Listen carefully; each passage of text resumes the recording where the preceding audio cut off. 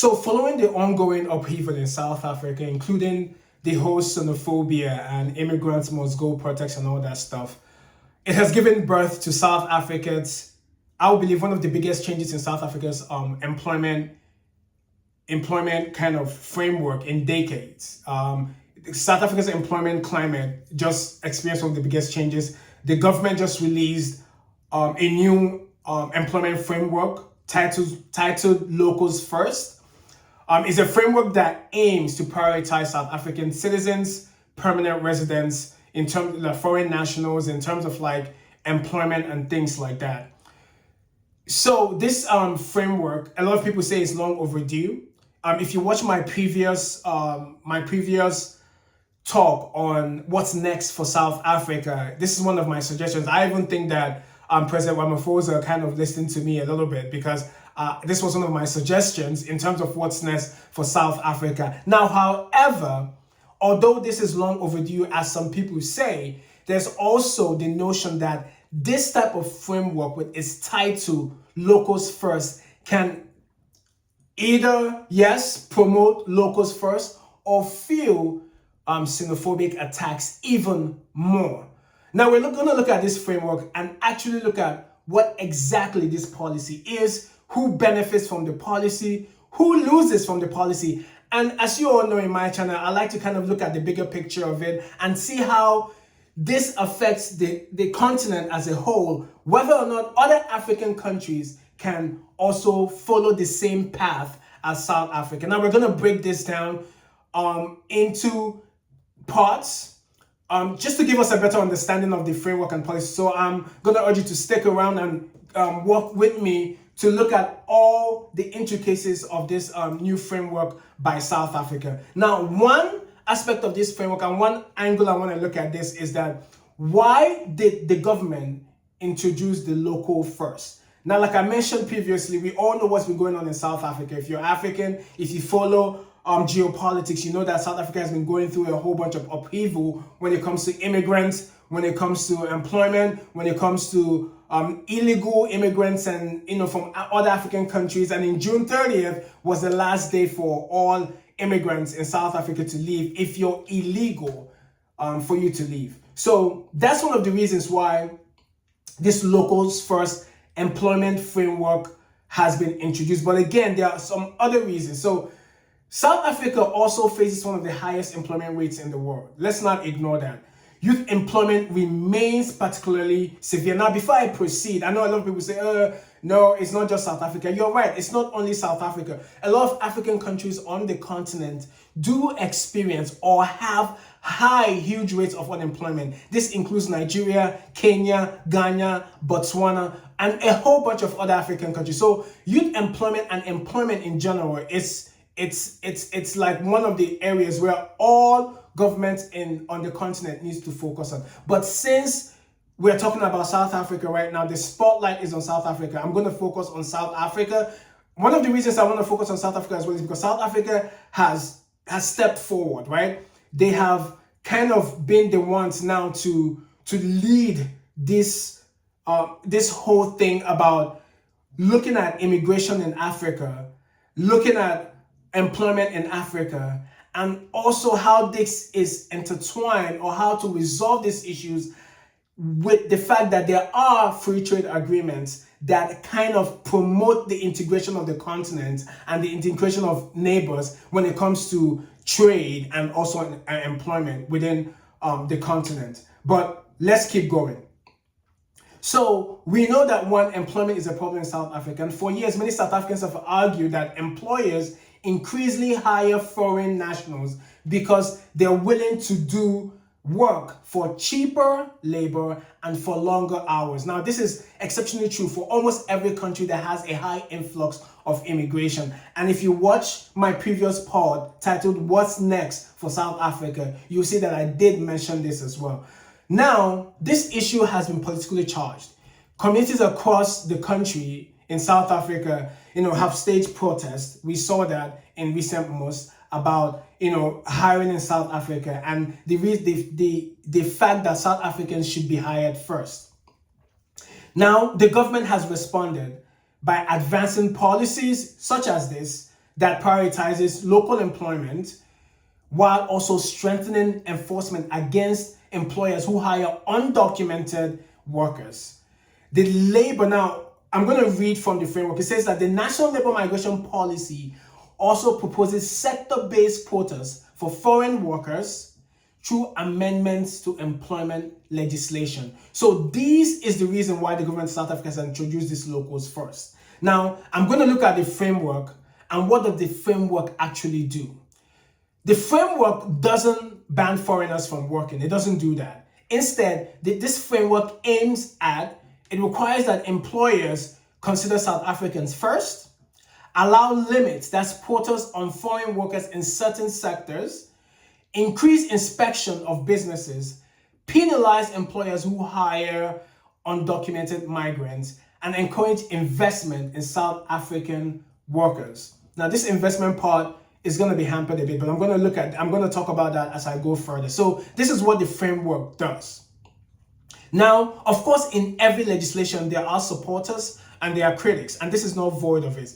A lot of supporters of this framework argue that Africa cannot solve employment while large numbers of unemployed citizens compete with foreign workers. So the argument is that South Africans cannot, it's impossible to solve unemployment in South Africa because the locals are continuously fighting for jobs with the influx of immigrants and undocumented migrants as well. So because of this, supporters of this new legislation indicate that this is good. They support it. Another one is that many of them believe that employers have exploited migrants by paying lower wages, which if you're South African, I believe this is true. And of course, this is true not just for South Africans, but a lot of countries where there are a lot of migrations. Of course, employers are going to look for the best bang for their buck. It's business. It's normal. And others say that every country, prioritizes its citizens. And again, I'll say if you watch my previous pod on what's next for South Africa, I did mention it that part of enforcing this is that a lot of countries prioritize their citizens for various jobs.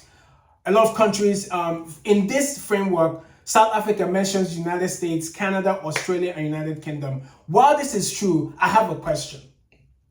Why do African countries continuously compare themselves with European countries when it comes to policies?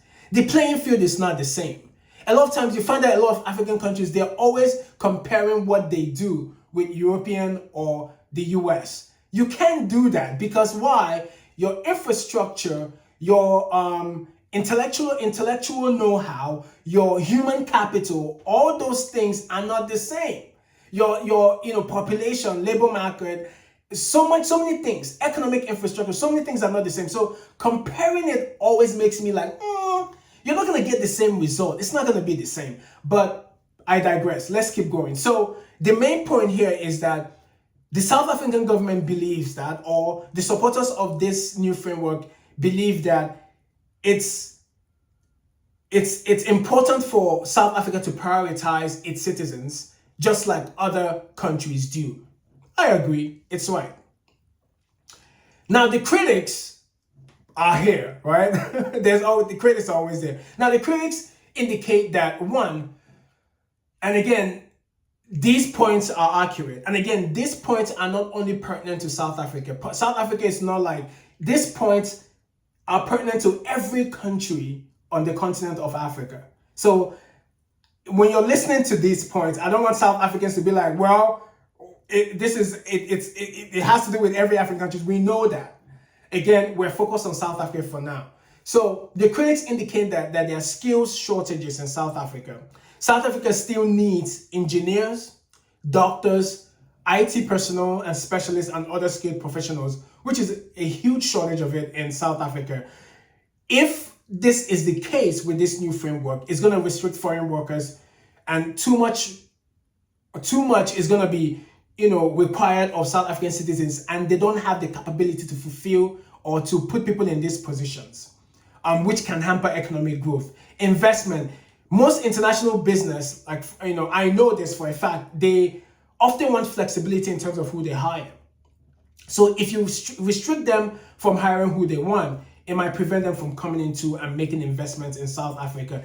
And then the main thing, and I don't like to use this word xenophobia, but I'm going to use it in this case because now there is the point that the locals first slogan might heighten xenophobia in the sense that because South Africa has experienced repeated outbreaks of this whole immigrants must go protest, the political slogan like locals first could unintentionally encourage discrimination against even legal migrants, which is, I think, is a fair point to make.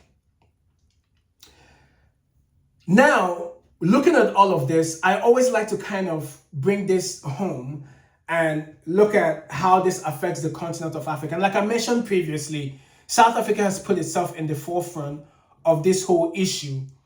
And again, these problems, it's not only privy to South Africa. South Africa is not like a cocoon by itself. However, South Africa has made some noise, which we have to give them kudos for, and highlighting the issues of unemployment, immigration, so forth on the continent.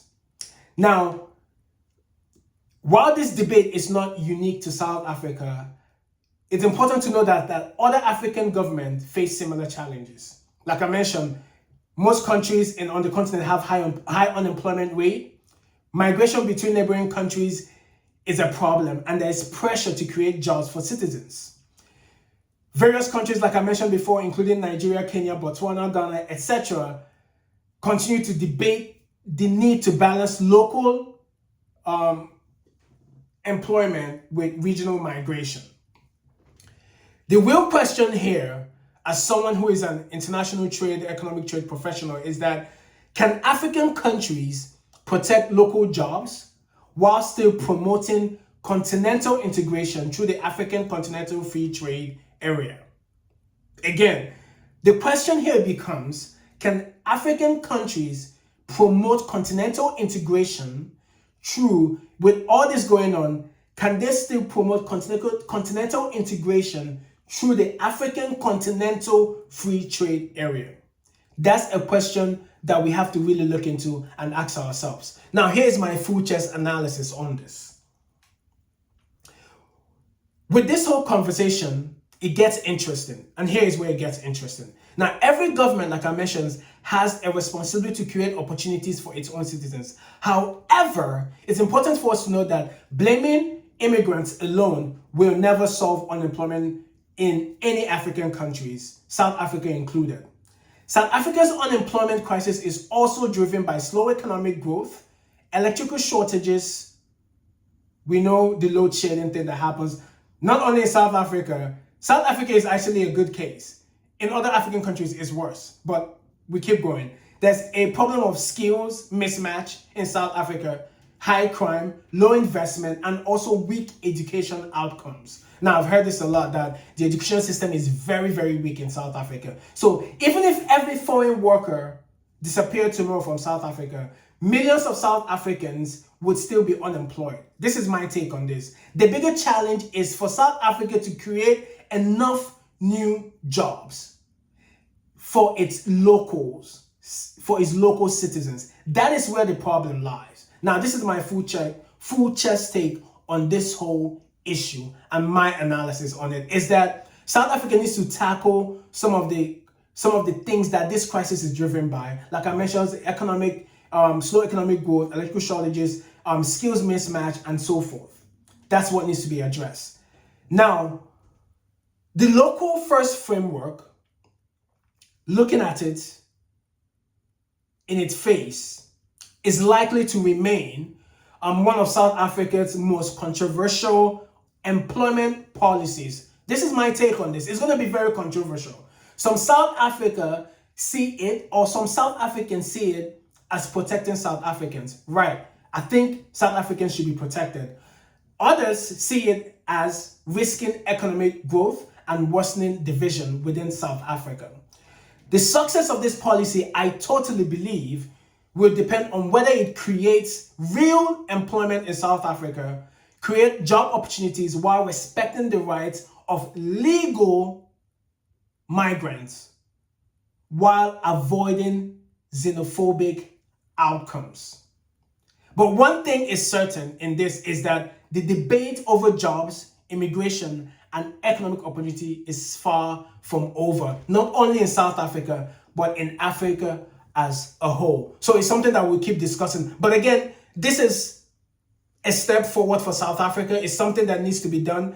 I think that it's great for South Africa to put this in place. And again, other African countries should look and see what works and what doesn't. I want to hear from you guys, as always. Should South Africa prioritize its citizens for employment, or should companies have complete freedom to hire whoever is qualified for the job? Let me know what your thoughts are in the comment sections. Don't forget, guys, to like and subscribe to the channel, man. This is Food Chats, as always. Peace.